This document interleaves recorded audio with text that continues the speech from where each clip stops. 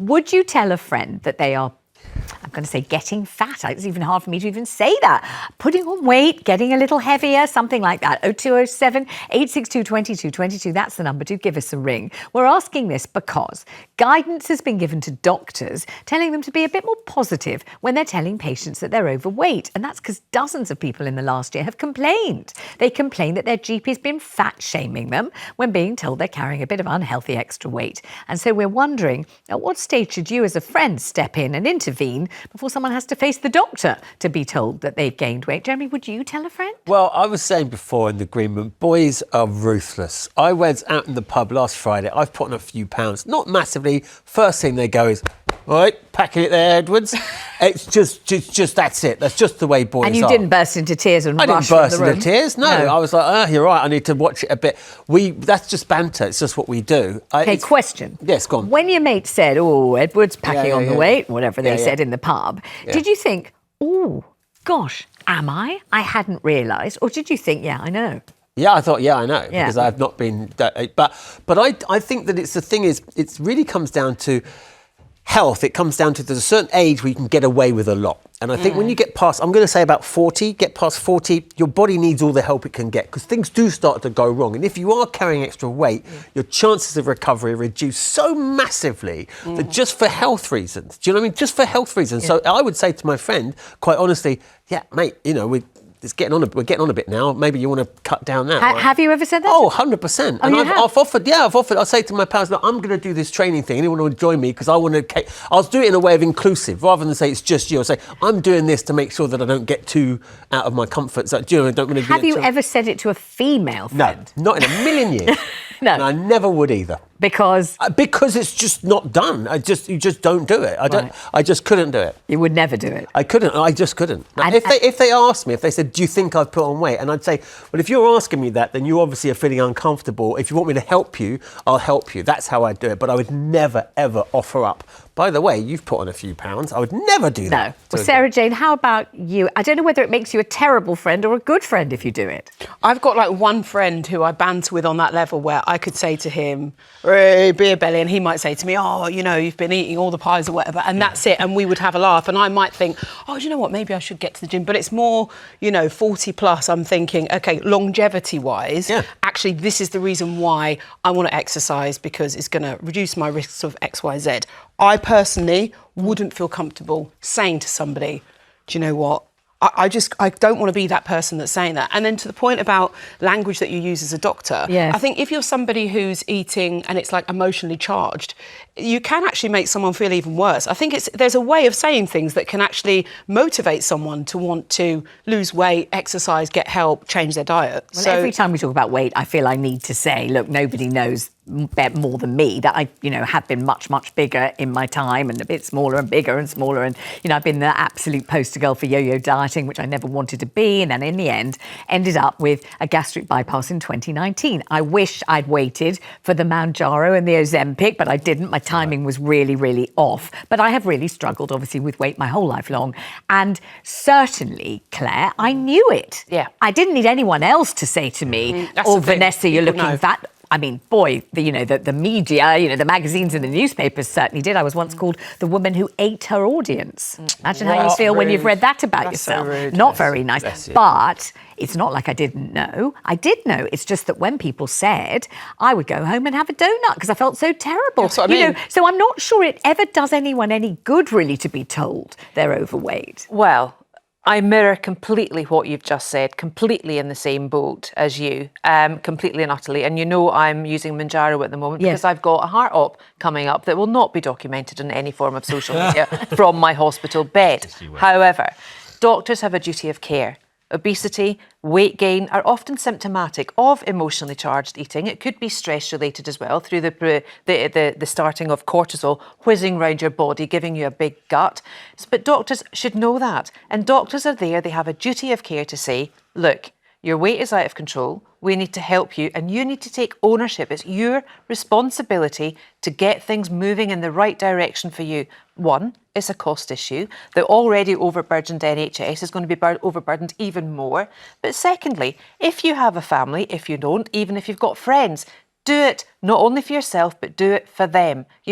Change. Make the change. I wonder if, though, people would really dislike that intensely and So what would if they immediately do, go and Vanessa? complain and say, this doctor put me on a huge guilt trip and I've didn't got just say hearty to me you're feelings. overweight, but said You've to me, hurt my do it for your feelings. family, do I'm it for your saving children. your life. And I felt terrible. But and it's if it has an impact that's effective, isn't it? It's if it lands in a way that motivates. Because I do take your point, but I think it's about what's going to be the most effective at motivating someone to make the change. I think a doctor should be Yes. allowed to say, just true. lay it out as it is. I mean, I think Maybe bedside with manner figures. is important. I've had some Bedside doctors manner. that have been really a bit on the nail So with have me in I. the past. So you want to change that, mate? All right, steady on. They can, you've got to sugarcoat it a little bit.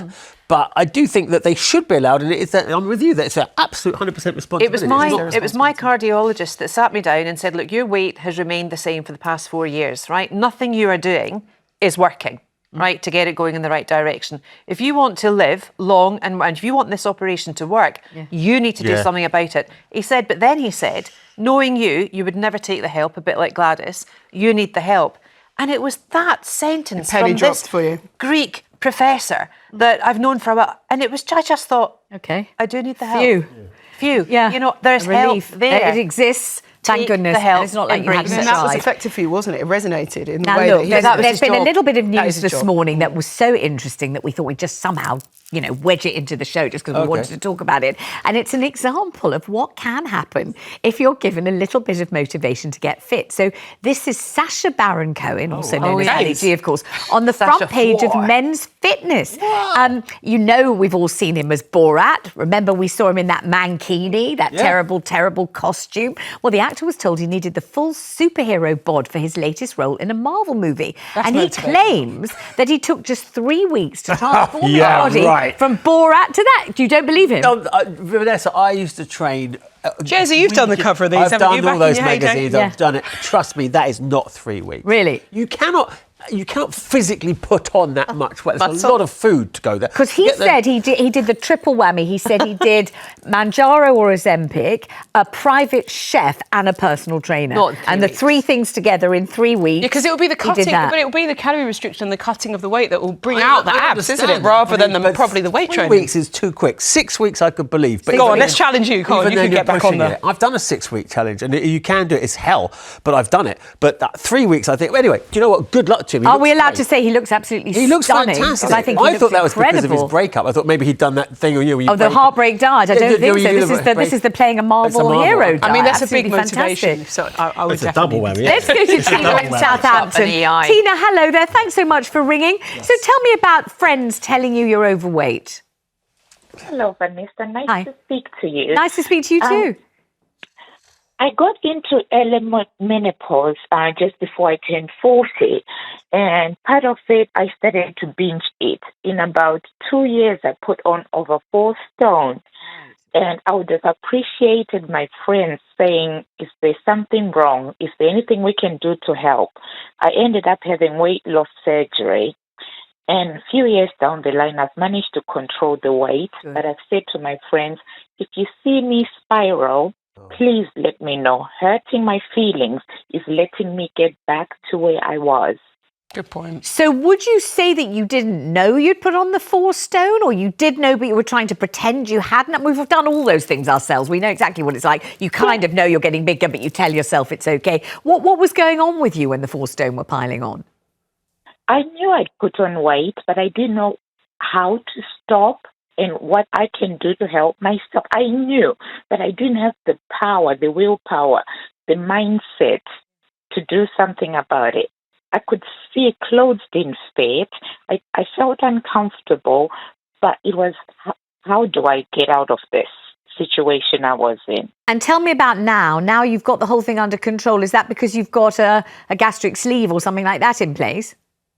Yes, I had a gastric sleeve in 2022, and it's still a journey. And now I manage my weight. I weigh myself on a monthly basis. I even have a spreadsheet just to let me know, like, what I've done this month, where I've gone wrong, or what I can do better kind of thing, just to keep an eye on things, because I don't want to spiral. I'm okay with a couple of pounds. That sleeve will help you, but it won't save you, will it? Because if you wanted to just eat a whole load of mushy old ice cream or, or sort of, sludgy old chocolate mousse or something, you probably eat a ton of it if you want to. You're doing a hell of a good job, Tina. Well done. I mean, congratulations. And the spreadsheet, keeping yourself in order, amazing. Well done and lots of love. Thank you very much. Let's talk to Eileen in East Sussex. Eileen, you wouldn't like a friend to tell you?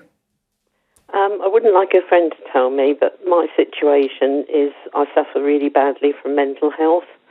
And I went to see a psychiatrist, which wasn't my usual one. Yeah. It was someone different.